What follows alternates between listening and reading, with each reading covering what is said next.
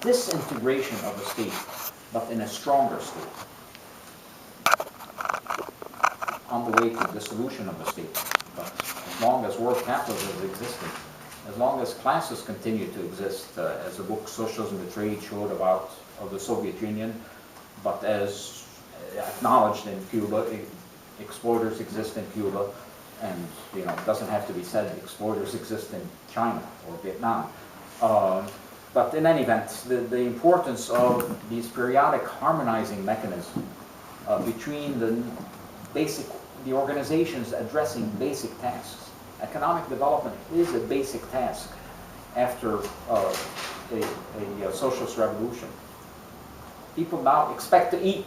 People in the United States practically don't expect to eat, and hunger and malnutrition is growing like crazy here. Homelessness. But after socialist revolution, if you don't address hunger, if you don't address the need for better housing and so on, you're setting the stage for collapse of a building. Most important, if the masses don't have confidence and ultimately a sense of control over this building as it's arising, you're setting the stage for collapse. So, and the only thing I'd like to say, which really struck a chord in China, is that effectively organization of communist parties worldwide would take an analogous form, where each communist party needs to learn to think on its own, to have a strong base of its own, but you also need those harmonizing mechanisms so that we don't go all over the place, so that we harmonize policy, program, not tactics. A party needs to develop and learn its tactics. We can help each other with tactics. But in any event, and that struck a chord in China. So again, a brief introduction, and a few copies of this are available, or you can email Sharon and get this. So the last panel, this was a way of these panels, these diagrams was a way to evade the word limit and time limit. But effectively everything that's in my head is rolled out into these, and I'm sure you'll find plenty of problems and difficulties. I have problem with the word, say, harmonizing mechanism, but that's the best I could come up with. So, a little bit of a summary. Necessary tasks of economic development, that should be the government's task. As the government should be primarily responsible for defense of the social system against capitalism, domestic and international. And believe me, the threats against China are multiplied. Practically the first thing after Obama's election, he flew to Thailand and signed a military treaty. That goes to what is he doing in Myanmar?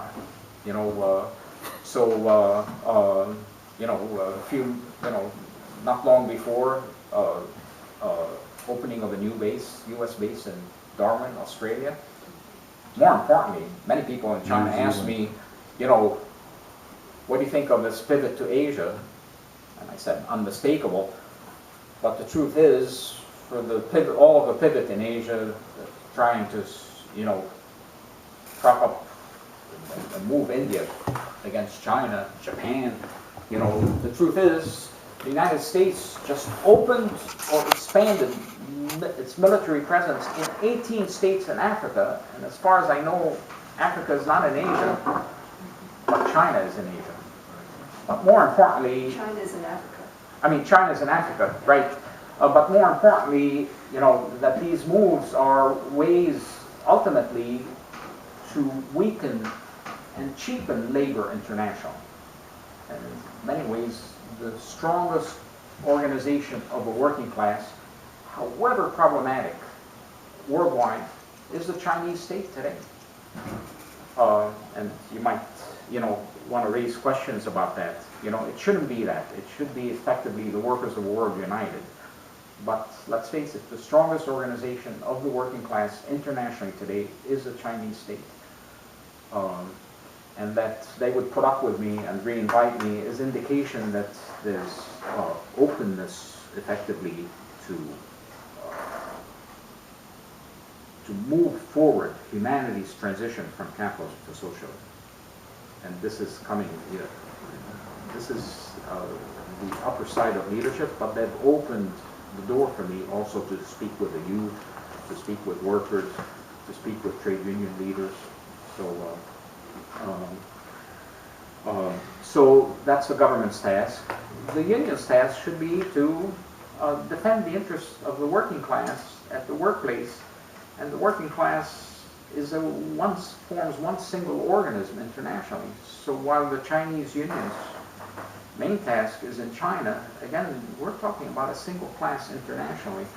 And so while the government should adhere to the principle of non-interference, the unions should be committed to the principle, really, of international labor solidarity in terms of making the unions more effective in terms of defense of workers at home and internationally. And maybe I'll get back to a specific proposal that I raised, one in China about 10 days ago. And the Communist Party's, really, its main task, also essential, is to represent the historic and general interests of the working class. That's not the same as economic development. So again, you need that separation. I'll have to tell you in terms of the equality organizations tasks or environmental organizations, but they're all necessary. And try to wrap all those together and you'll do no job effectively. So you need that relative separation, the harmonizing mechanism, and you need that strong conscious base. A lot of these formulations that I'm raising, I learned in China. 2002, I see Soviet Union lacked labor unions capable of defending workers effectively. In China, then, I learned about the importance of those harmonizing mechanisms, even though when leaders in China looked at those two examples of formulation, Soviet Union and Cuba, they point to the Soviet model and say, that's China, with concern. And subsequently say to me, we're trying to separate the basic organizations, as you're recommending. It's proving to be very difficult.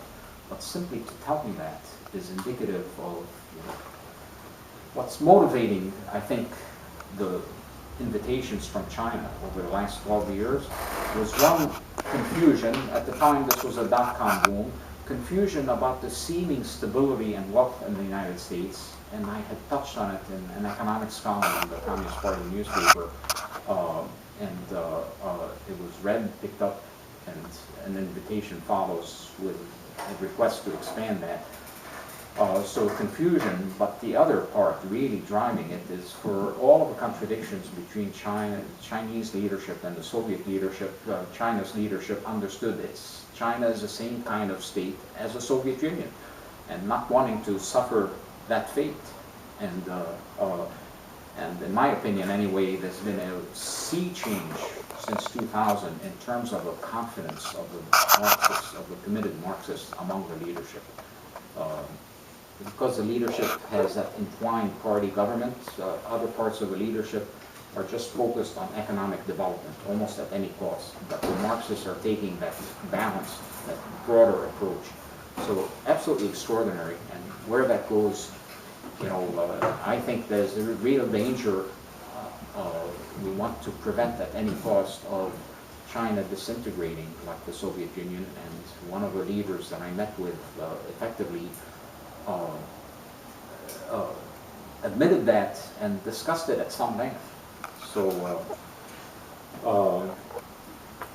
So government should adhere to the principle of non-interference, but the unions have, should be committed to international labor solidarity, and the Communist Party should be about advancing humanity's transition to socialism and those general interests. So your primary work is done where you're located, but again, a single world economy where the two social systems are interacting and conflicting, where there's a single working class, effectively a single bourgeoisie, to think that China's on another planet. I arrived in San Francisco before I left China, because of the time change. But, we can be in China in a matter of hours. And as you know, ballistic missiles can be there in a matter of minutes. So, and information, which can be distorting, can be there, you know, like that, right? So not only do we have a single world economy, but now we have really effectively a single world society. That's relatively new with the rise of cable news and above all the internet. So I was asked about 8 or 9 years ago to trace where did Walmart come from? Was it, you know, is just doing a had a devastating impact in terms of cheapening and weakening labor, you know. But this was a single mom and pop store in Rogers, Arkansas in the 60s, early 60s, and by 1990 or whatever, it was now the world's largest corporation. And by using Victor Perlo's work in particular, he was the chief economist for the Communist Party. Empire of High Finance, is it here, Bob? 1957 book? Yeah, somewhere, yeah. You want it? I'll go look for it. Absolutely critical, both in terms of understanding ownership of capital in the U.S., which is extraordinarily concentrated, and control over the state. And this is courageous, tenacious work by Victor Perlo in terms of, you know, tracing this question of ownership and control over the state. By using Victor Perlo's work, which continues after Empire of High Finance, published in 1957, already banning in terms of the extreme concentration of ownership of capital. Basically, it turns out that Walmart is a creation of the dominant owners of capital, not of Sam Walton. Sam Walton was very convenient. It was as cheap as could be, as anti-union as could be. But basically, the dominant owners of capital opened the door for him in 100 ways. In terms of capital, in terms of technology, the most advanced technology, in every way. In terms of this horrible planning behind Walmart, which is not simply department stores, but a massive, you know, integrated production unit, much of it in China now, 80%, but also in terms of transport, logistics, communications, and also somehow Walmart gets this unbelievable positive press from a controlled press, owned by the same families. So there was a key, and slowly then, you know, begin to think, who's going to unite the workers of the world? Walmart management will. So I made efforts to bring together the Old China Federation of Trade Unions and unions here trying to organize Walmart. This was late 2003. Early 2004, I'm working with Elaine Bernard, the head of the Harvard Trade Union program. She's been very helpful. And first week of January 2004, election year, she calls me, and we were hoping to get together unions from China and the unions trying to organize Walmart, and she would host the meeting, which was something. And first week of 2004, she calls me and says, forget it, because the AFL-CIO had issued a blistering anti-China statement, and she said, this meeting won't happen. So from there, moved to proposing to China's leadership about challenging Walmart and explaining. And Scott Marshall, the head of the Labor Commission of the Communist Party, Sam Webb signed off on the proposal. Elaine helped me in terms of how to formulate it, and went to China and made the proposal. And it's as if I was threatening, and these were leaders, threatening China with dismemberment, or as if I was threatening them personally with fire, in terms of, you know, but I was asking them, discuss it in the party. and you make a decision. But this was on the basis of the real base of the Chinese state are workers, and Walmart is involved in horrible abuse of workers. And violation of China's labor laws, because China's labor law mandated that if the union requested it, Walmart management would have to accept a union in Walmart stores, and refused repeatedly. And by that time, Walmart had about 60 stores or 50-some stores in China. The discussion goes on then for 18 months, but in March of 2006, the top leadership, the State Council, votes to challenge Walmart management. And they subsequently told me why it took so long, because they were evaluating whether that would significantly harm China's economic development. But nevertheless, the decision was made to challenge Walmart management, and not only that, but all Fortune 500 operating in China, and I think now certainly more than 95% of Fortune 500 corporations in China not only have been unionized, but party cells are working in them. In any fact, in starting May 2006, basically all Walmart stores are unionized in China. First time that's ever happened, and the first 12 stores were unionized from below, midnight meetings, secret meetings, and that has set off a dynamic that's not done. And essentially, again, my hosts are who really, directed that decision. So, in any event, on this trip, because of this extraordinary crisis of capitalism, this period that we're in, where there's that danger on the one hand of extreme defeats that humanity may not be able to emerge from, in terms of that capitalism, that the destruction, social and environmental destruction by capitalism accelerates. And on the other hand, there's a possibility of extraordinary human liberation. I prepared the leaders that I was going to make 4 requests. In 2004, I was nervous about making 1 request, but because this is, and asked for a half hour with the top ranking of my hosts.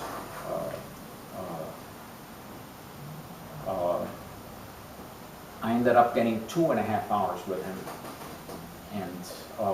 and he brought someone who is in charge of policy for the Central Committee, now outgoing, but still with an enormous amount of influence. And four requests made. The first was, let's have a meeting centered on what happened to the Soviet Army in 1991. This great Soviet Army sworn to defend socialism, that played such an extraordinary role in World War II. What happened to the Soviet Army in 1991 when Yeltsin takes over the government? And let's bring in the Soviet general from that period who remained committed to socialism. Let's also bring in the middle officer and the rank and file soldier. And let's have a discussion about it. And to that I got nods of assent. But as I said afterwards, we need to discuss this. But the signals were unmistakable on that. The second was, let's work on expanding education in Marxism, not only and making it effective, which is a huge problem, which they tell me, as it was in the Soviet Union after the Socialist Revolution, making it more effective domestically and internationally. I mentioned Nebo Proctor more than once in this library. So in Boston we have the Center for Marxist Education. But there are a few others, but extremely important, effectively, to educate ourselves and prepare the working class for the challenges ahead.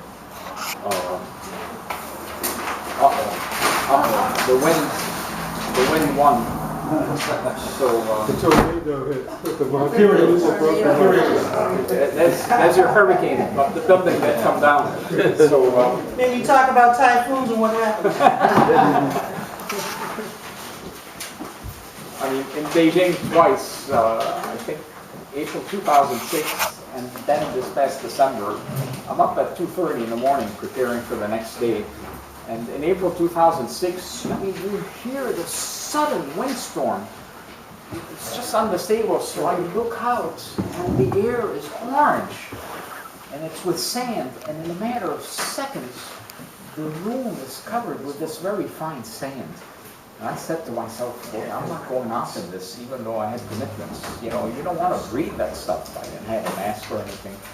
But in about 2 hours, just as fast as it happened, it disappeared.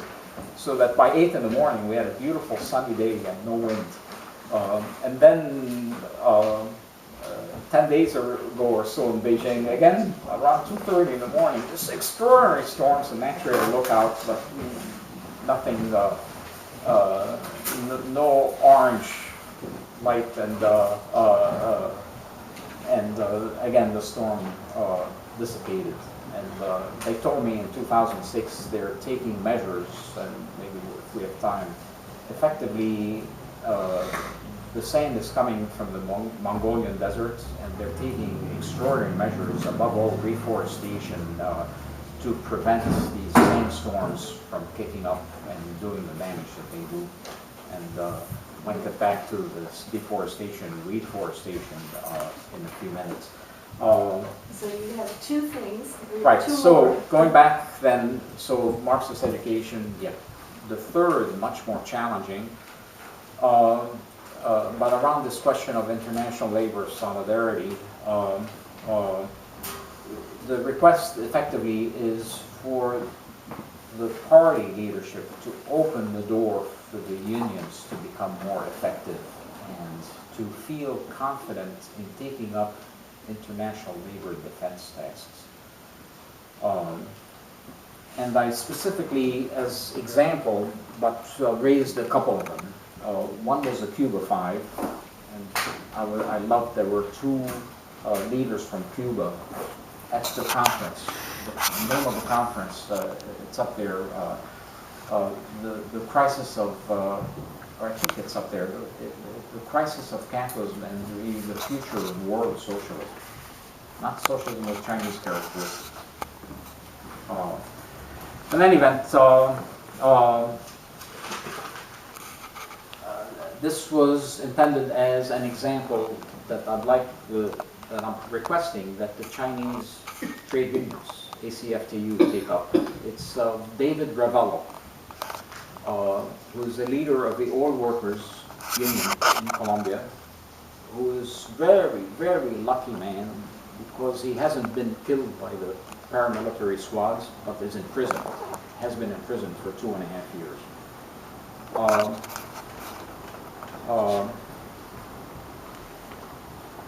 David Ravello is also leader of the Colombian Communist Party. So,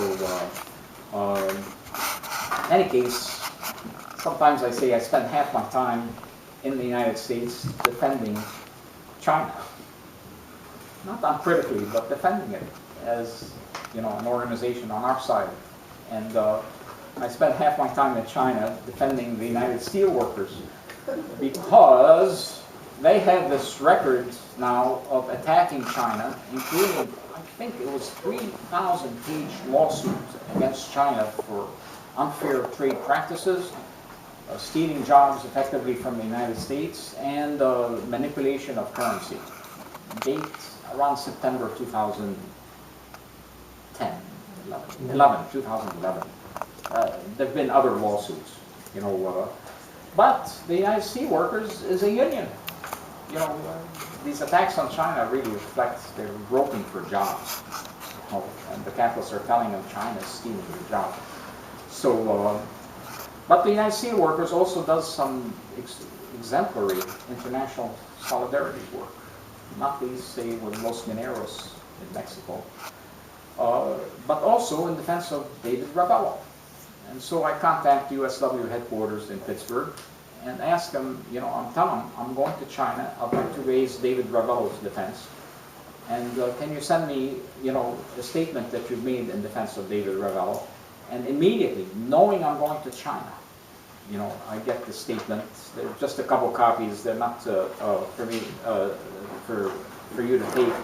The statement from, the USW. It's a letter addressed to Hillary Clinton, who loves when the USW attacks China, doesn't respond to this, to free David Ravello. I also asked the Communist Party leadership, USA, to produce a statement in defense of David Ravello, and immediately get it not only in English but in Spanish as well. And I asked Tom Whitney, who does a lot of the writing for the Communist Party, to summarize for me China-Colombia relations. Leaders of the USW were part of a delegation that visited David Ravello as I was raising this. Extraordinary. But the idea is, in part, if we want to bring together the USW and China, they ultimately have the same interest, that efforts like this can help advance that. And got strong response. A USW leader, USW 675, the elected leader of primarily oil refinery workers in Los Angeles, Dave Campbell, actually was due to visit David Ravello, 2 deaths in his family. As a result, the president of the union went to Colombia. But nevertheless, this is just an indication. So that was the third request. And the last request, the way it was formulated is too many workers, oppressed people around the world think China doesn't care about them. I know you care, but I said one way we show we care is simply by listening. And would you invite communist parties from around the world to report about what they're facing? And at least to the introduction, too many people around the world don't think China cares about them, not enough head in agreement. But I think that will happen, which would be extraordinary. I think they will invite, in collaboration, coordination with International Department of the Chinese Communist Party, and that would also be extraordinary. So those were the 4 requests. So